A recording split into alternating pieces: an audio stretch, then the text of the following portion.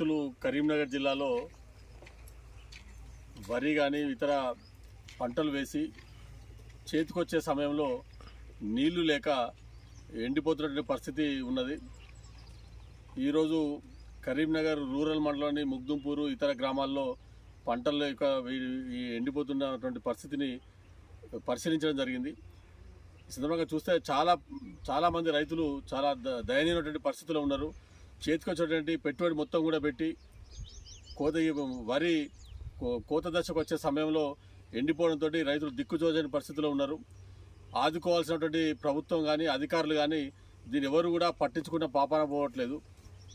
ఈ సంవత్సరం వర్షపాతం కూడా సాధారణ వర్షపాతం నమోదై ఇంకా ఎక్సెస్ వర్షపాతం నమోదైనప్పటికీ కూడా రైతులకు పంట పొలాలకు నీళ్లు అందించడంలో అధికారులు ప్రభుత్వం పూర్తిగా విఫలమైంది. వీరిని ఆదుకోవాల్సిన బాధ్యత ప్రభుత్వం మీద ఉన్నది. ఈ యొక్క ముగ్దుంపూర్ గ్రామంలో చాలామంది రైతులు వదులుకొని వాళ్ళ చేతులు ఇక ప్రభుత్వం పట్టించుకోని కారణంగా చేతులు దులుపుకొని